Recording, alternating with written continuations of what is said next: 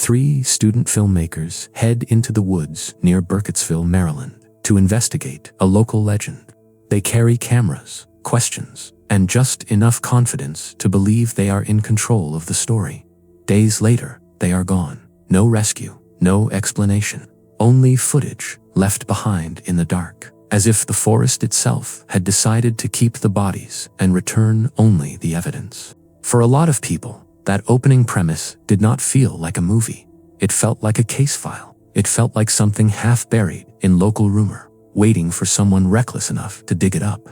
And that is where the real mystery of Blair Witch begins. Because the strangest part of this story is not what happened in the woods. It is what happened in the minds of the people watching. By the time the film ends, it leaves viewers with almost nothing they can hold on to.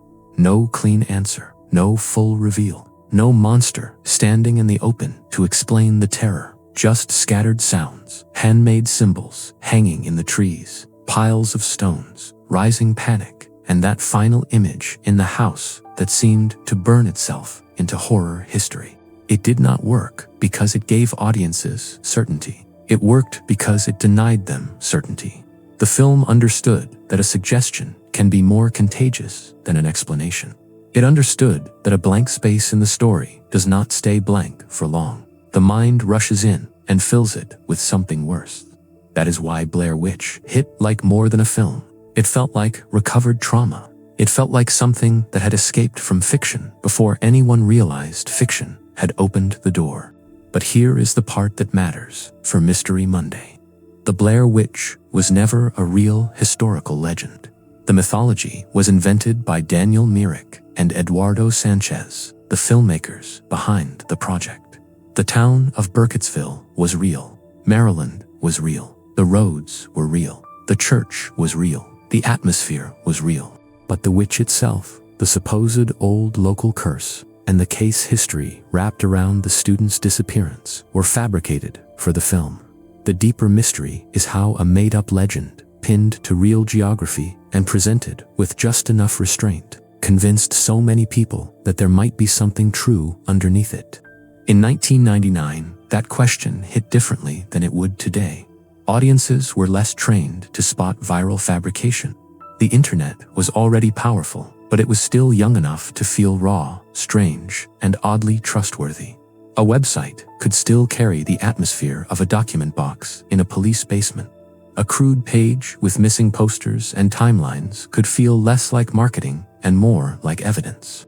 Blair Witch arrived at exactly the right cultural moment, when the web had enough reach to spread a story fast, but not yet enough skepticism attached to it to make people immediately dismiss the illusion. The filmmakers made another smart move. They anchored the lie to a map. The students in the film travel to Burkittsville, Maryland, which is a real town. In the story, that town is linked to an older place called Blair, and the woods are framed as the ominous Black Hills forest. The story was false, but it was not floating in nowhere. It was attached to a real American place with old buildings, rural roads, and enough history in its bones to make the fiction feel plausible. Once a fake legend is attached to a real location, it starts behaving differently in the imagination.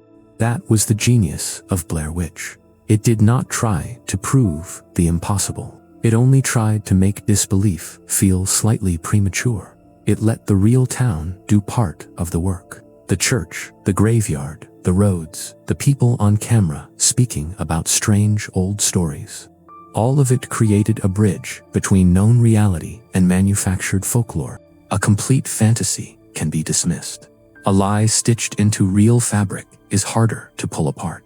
Burkittsville gave the myth a body. The film gave it a voice. The internet gave it circulation.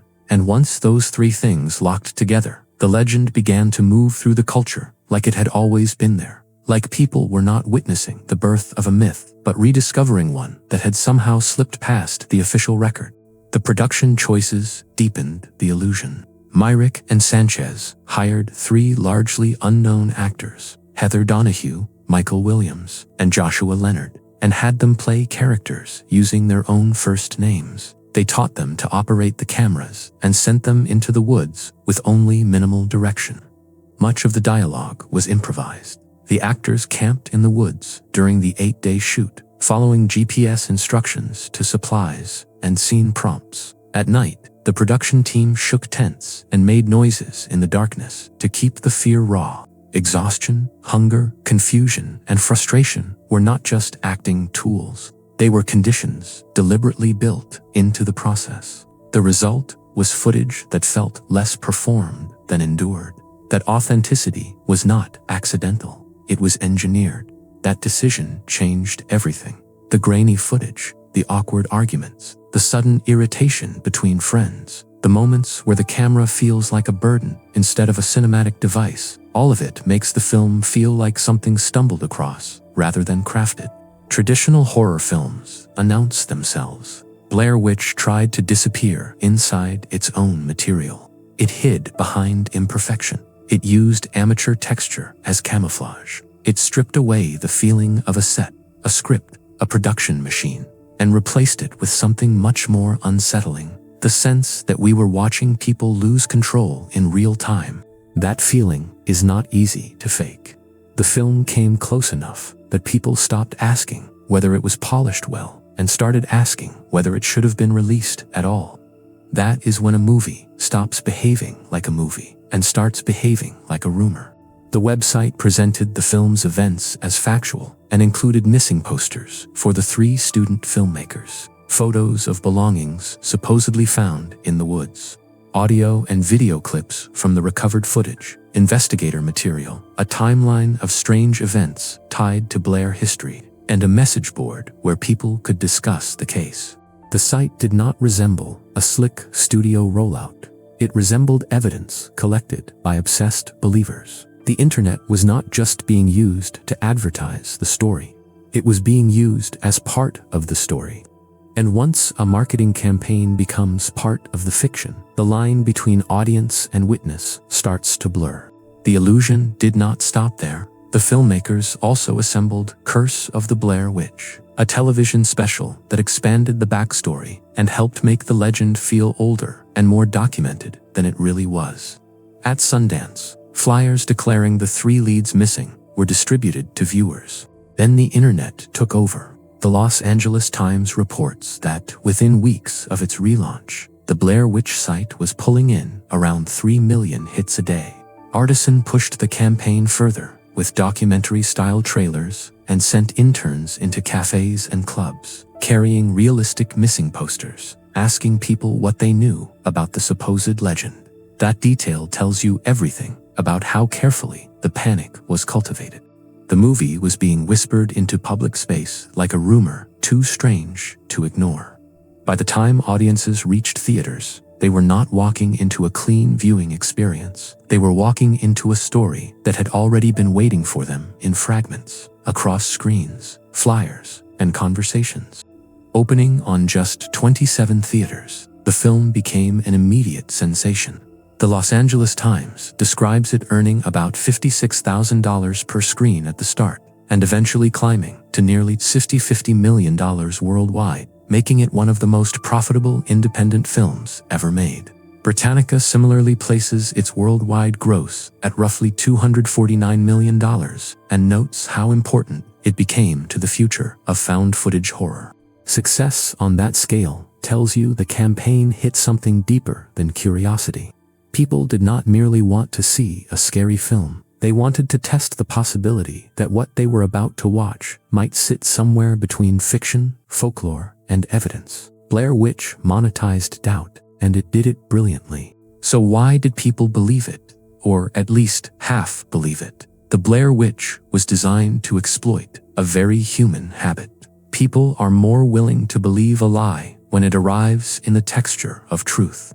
Unknown actors, real locations, a cheap-looking website, missing posters, documentary framing, no obvious studio gloss, no big stars to remind you this is manufactured. The film did not scream that it was real. It whispered it.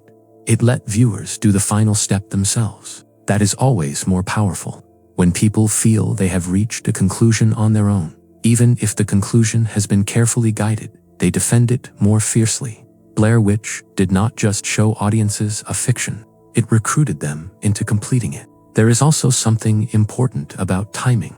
In 1999, the internet had not yet trained people to assume every story was a trap, a joke, a brand exercise, or an algorithmic manipulation. The online world still felt like an uneven frontier where truth and rumor mixed in ways people had not fully learned to navigate. A rough page with timelines and missing posters could still carry the emotional force of discovery. A message board could feel like a community piecing together a mystery, not a marketing funnel. Blair Witch landed in that gap between access and skepticism, when digital information felt expansive but not yet fully armored by cynicism. It found a brief historical window where audiences were ready for exactly this kind of deception, even if they did not know they were ready until it had already worked on them. But the story gets darker when you step outside the theater, because Burkittsville was not imaginary. Wired reported in July 1999 that law enforcement officials in Frederick County were being inundated with calls from moviegoers asking about the evil which supposedly connected to the area. That detail is easy to laugh off now, but it reveals something unsettling. A fictional legend had begun to spill onto real institutions. Police and local authorities were not dealing with a haunted woods. They were dealing with public belief, public confusion, and the strange burden that falls on real places when fiction uses them too well. The people of Burkittsville had not asked to become supporting characters in a national horror phenomenon. But once the town was attached to the legend, they no longer had much control over how outsiders saw it. The town's sign was stolen. A church on the hill was desecrated with pentagram graffiti. A headstone in the cemetery was vandalized. Lit candles were found there. People were caught wandering around after hours, treating the place like a live horror exhibit instead of a real community. Roads to the cemetery were chained and padlocked. Suddenly, the story had crossed a line. The witch was fake, but the consequences were not. A fictional mythology had generated real trespassing, real damage, and real exhaustion for the people living in the place used to stage the illusion. Once enough people project fear onto a place, the place changes, even if nothing supernatural ever happened there. Burkittsville became haunted in a different way, not by a witch, but by visitors, rumors, theft, vandalism, and the constant pressure of being treated like the edge of an unresolved curse. The town had to live inside the afterimage of someone else's invention. We usually imagine myths haunting people. Blair Witch suggests that myths can also haunt maps. A place can be forced to carry a story long after the people who live there are tired of explaining that the story is not theirs. And that may be the deepest question in the entire episode. At what point does a fake story become real in its effects? Blair Witch never needed a literal witch to leave a mark. It only needed enough people to act as though one might exist. Once that happened, the legend gained a kind of reality that facts alone could not fully cancel out. The calls to officials were real. The stolen signs were real. The vandalism was real. The cultural panic was real. The commercial success was real. The shift in horror filmmaking was real. The film's power was also bound up in what it refused to show. Unlike many horror films, Blair Witch did not rely on a clear visual monster, lavish effects, or a neat explanation. The film scared viewers through implied terror and violence rather than spectacle. When fear has no concrete body, it becomes easier for audiences to relocate it into reality. A visible monster belongs to fiction. A sound outside a tent, a stick figure hanging from a tree, a corner of a room, a voice in the dark, those belong to the imagination. And the imagination is not restricted to the screen. It follows people home. It sits with them after the credits. It makes them wonder whether places like Burkittsville might still be holding on to something. The less the movie showed, the more the culture supplied on its behalf. There is another reason the film still lingers. It arrived before the culture had fully named the mechanisms it was using. Today we talk about viral marketing, immersive campaigns, transmedia storytelling, and manufactured authenticity. Blair Witch did those things before most people had language for them that gave it an advantage. You can defend yourself better against a trick once you know what the trick is called. In 1999, many viewers did not. They only knew that the material around the movie felt unusually convincing and unusually alive. They were not just being sold a ticket. They were being invited to wander through a dossier. They were being nudged into the role of amateur investigator. And once a horror audience starts behaving like an audience of investigators, the line between entertainment and belief becomes dangerously thin. So when people ask whether Blair Witch was based on a true story, the clean answer is no. The legend was fabricated. The backstory was built to serve the film. The missing filmmakers were fictional. Blair Witch was not based on a true story. It became a true story of a different kind. A true story about how Italy folklore can be manufactured. A true story about how digital culture can accelerate belief. A true story about how a real town can become trapped inside someone else's fiction. And a true story about how horror sometimes becomes most powerful when it stops trying to prove the supernatural and starts proving how vulnerable people are to atmosphere, suggestion, and the hunger for hidden explanations. The witch is the bait. The real mystery is belief itself. Why did the public lean in? Why did a rough website feel like evidence? Why did real officials get dragged into the chaos? Why did a real town end up paying part of the price? Why did audiences leave feeling like they had seen something recovered rather than created? Those are better questions than whether a witch walked the Maryland woods. Blair Witch is not really a story about proving the paranormal. It is a story about proving how thin the wall can be between fiction and accepted reality when the fiction is patient, specific, and attached to a place people can actually drive to. Facts can debunk a story without fully draining its power. You can know Burkittsville is just a real town. You can know the website was marketing. You can know the actors were performing, and still feel that something in the design of the whole thing came disturbingly close to a genuine haunting. Not a haunting by a witch, but a haunting by fabrication so effective it became part of cultural memory as though it had always been there. So for me, the final image is not the corner of the basement.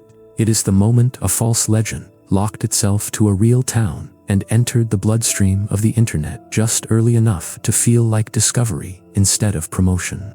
That is the true Blair Witch mystery, not whether something lived in the woods, but how a made-up curse escaped the screen and started behaving like history.